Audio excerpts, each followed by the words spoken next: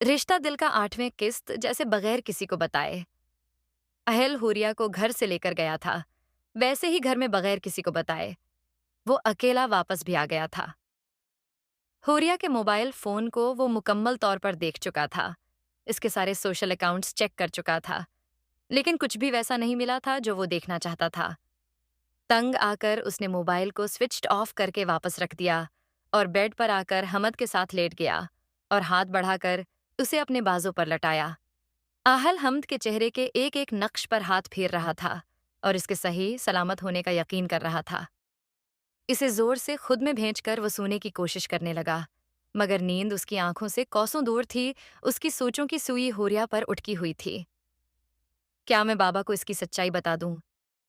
नहीं, जब तक वो लड़की खुद अपने मुंह से अकरार नहीं कर लेती, मैं किसी को कुछ नहीं बता सकता। जिस तरह की वाबस्तगी सबकी उसके साथ हो गई है, ऐसे में किसी ने मेरी बात का यकीन नहीं करना।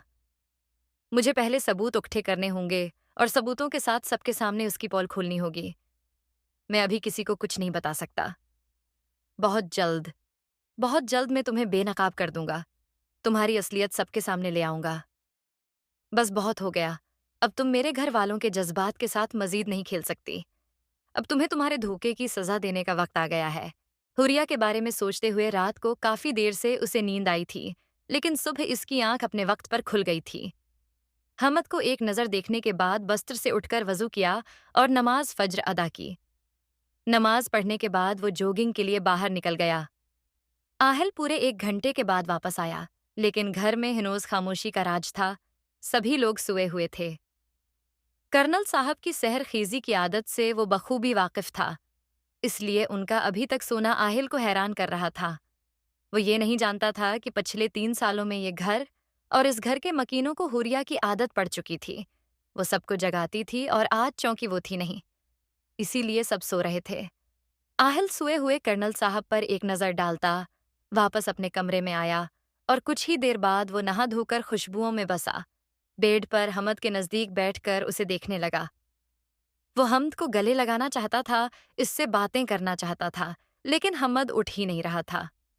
तभी आहल ने फरते जज्बात से मजबूर होकर उसे उठाना शुरू कर दिया। उठो बेटा, उठ जाओ। आहल ने हमद के गालों को थपथपाते हुए कहा, मुम्मा सोना है। आहल के हिलाने पर हमद ने उसके हाथ हटाए और करवट बदल कर सो गया। जब आहल के हिलाने पर भी हमद नहीं उठा, तो आहल ने उसे उठाकर बैठा दिया। हमद ने हड़बड़ाकर आंखें खोलें और सामने हुरिया की बजाय आहिल को बैठे देखकर खुश होते हुए कहने लगा, पप्पा, पप्पा आप आ गए। हमद आहिल के मुंह पर हाथ फेर रहा था, जैसे उसकी मौजूदगी का यकीन करना चाहता हो। अपने बाप के गालों पर चटाचट प्यार करने के बाद वो ऊंचा ऊंचा चिल्लाने लगा, मम्मा देखो पापा आ गए। याहू, मम्मा पापा आ गए। हमद आहिल की मदद से बेड से नीचे उतरा और जोर जोर से हुरिया को बुलाने लगा। कमरे में हुरिया को ना पाकर वो अब घर में उसे ढूंढने लगा। आहिल जो हमद को अपने सामने देखकर खुश हो रहा था, अभी ठीक तरह से उसे गले भी नहीं लगा पाया और वो मुम्मा मुम्मा चलाता बाहर निकल गया। हमद का हुरिया को पुकारना उसे बिल्कुल भी पसंद नहीं आया था।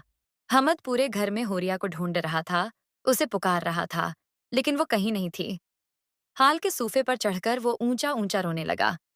शोर सुनकर कर्नल साहब और सेम भी कमरों से बाहर आ गए और सवालिया नजरों से आहल की तरफ देखने लगे। सबकी नजरें खुद पर महसूस करके आहल ने सोचा समझा जवाब दिया, इसके किसी रिलेटिव के यहाँ इमरजेंसी हो गई है, वो उधर गई है, 1-2 दिन तक आ जाएगी। आहल के कहने पर कर्नल साहब ने फिक्रमंदी से कहा, ऐसे कैसे जा सकती है वो बगैर किसी को बताए, और किधर गई है वो? यहाँ पर तो उसका कोई रिश्तेदार नहीं है। अब ये अचानक कहाँ से रिश्तेदार आ गए? डोंट वरी पापा, वो कोई छोटी बच्ची नहीं है, खुद अपनी मर्जी से गई है और मुझसे पूछ कर गई है। आप सो रहे थे तो मैंने उसे आपको जगाने से मना कर दिया। आहल ने बाबा को मुतमईन करने की नाकाम कोशिश की और रोते हुए हमद की तरफ मौतवजा होकर कहने लगा, हे सपर मीन, आप क्यों रो रहे हो? मामा के पास जाना है, हमद ने रोते हुए जवाब दिया। हमद की मासूम आंखों से एक झूठी और धोखेबाज लड़की के लिए बहते आंसू आहिल को बहुत तकलीफ दे रहे थे। बेटा डोंट क्राई में हूं ना, आपके पास शाबाश, रोना बंद करो। आहल ने हमद को पचकारते हुए कहा, मामा मुझे साथ लेकर भी नहीं गईं और न ही बताया और ये भी नहीं कहा कि वो मेरे लिए क्या लेकर आएंगी। पहले तो वो जब भी बाहर जाती थीं, मुझे बताती थीं कि वो मेरे लिए चीजें लाएंगी। हमद ने रोते हुए अपना दुखड़ा सुनाया, मैं आपको ढेर सारे टॉयज ले दूंगा, अब तो रोना बंद कर दो। सच पापा, बिल्कुल सच। ठीक है, फिर आप मुझे जल्दी से तैयार कर दें, फिर हम ढेर सारे खिलौने लेंगे। चाचू और बाबा दादू भी साथ लेकर जाएंगे। हमद ने आहल की गोद में बैठकर अपने दोनों हाथों से आहल के चेहरे को पकड़कर कहा, नहाते वक्त, कपड़े पहनते वक्त और सबसे ज्यादा खाते वक्त हमद ने आहल को बहुत तंग किया। हुरिया की गैर मौजूदगी के बास वो बहुत चिड़चिड़ा हो रहा था और बात बात पर रो रहा था, जिसके नतीजे में दोपहर तक उसे बुखार ने घेर लिया। पापा, मुझे मुम्मा के पास जाना है, मुझे मुम्मा के पास ले चलो, हमद ने रोते हुए आहल से कहा। आहल उसे कमरे में ले आया था और अब जबरदस्ती दवा पिलाने के बाद उसे चुप करवाने की कोशिश कर रहा था। सुबह से लेकर दोपहर तक हमद ने उसे बहुत तंग किया था। वो उसे मुसलसल पैम्पर करने की कोशिश कर रहा था, मगर हमद थोड़ी देर बहलकर फिर मुम्मा की रट लगा देता। देखो बेटा, आपने कहा था कि आपको खिलौने ले दूं तो चुप कर जाओगे, तो फिर अब क्यों रो रहे हो? नहीं, मुझे मुम्मा के पास जाना है। मम्मा, हमद आप तो अच्छे बच्चे हो ना, आप मेरे साथ रहो, मैं आपको ढेर सारे खिलौने ले दूंगा। आपकी मुम्मा गंदी है, आप उसके पास न जाओ। आहिल को समझ नहीं आ रही थी कि वो कैसे उसे चुप करवाए और हुरिया से दूर करे। नहीं, मुम्मा गंदी नहीं है, आप गंदे हो। मुझे आपसे नहीं बोलना, मुझे मुम्मा के पास जाना है। चुप कर जाओ। हमद, अब आपने मुम्मा का नाम नहीं लेना, आप अब मुम्मा पास नहीं जाओगे। मेरे साथ रहोगे, मैं आपका पापा हूं। आहिल ने थोड़ी ऊंची आवाज में कहा और फिर हमद को उठाने लगा, लेकिन वो और जोर जोर से रोने लगा और आहिल को मारने लगा। तभी सेम आ गया और हमद को उठाकर अपने साथ ले गया। हमद के रवैये ने आहिल की परेशानी को सही मानों में बढ़ा दिया था। वो कुछ सोचते हुए बाहर की तरफ निकल गया। Any progressive Mrs Maria. घर से निकलने के बाद आहल सीधा होरिया के घर आया था और अब वो मारिया से होरिया के बारे में पूछना चाह रहा था। नो सर, मैंने उनसे पूछने की हर मुमकिन कोशिश की है, लेकिन वो वही बता रही हैं जो वो आपको बता चुकी हैं। I I am sure sir, she is innocent. वो सच कह रही हैं। मिसेस मारिया के कहने पर आहल ने सर हिलाने पर इक्तफा किया और उनसे कहा, ओके, अब आप जा सकती हैं, बाकी सब मैं देख लूंगा। मिसेस मारिया के जाने के बाद आहल हुरिया के कमरे में गया, जहां वो बेड के साथ टेक लगाए नीचे जमीन पर बैठी थी और नजरें जमीन पर थीं।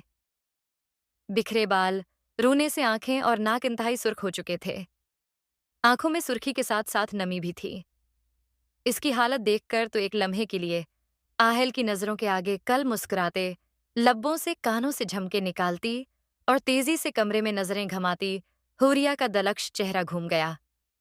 वो कल हिंसती मुस्कुराती हुरिया की खूबसूरती देखकर एक लम्हे के लिए साकत हुआ था और अब गम और हुज्न के रंगों में डूबी जमीन पर बैठी खामोश सी मूर्त को देखकर एक बार फिर साकत हुआ था।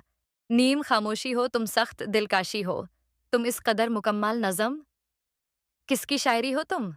तेज कासनी हूं मैं, सुरखाची हो तुम, जानती भी हो उसको जिसकी हो गई हो तुम। ख्वाब मुस्कुरा उठा। नींद में हंसी हो तुम, मुझको लग रही हो या वाकई परी हो तुम।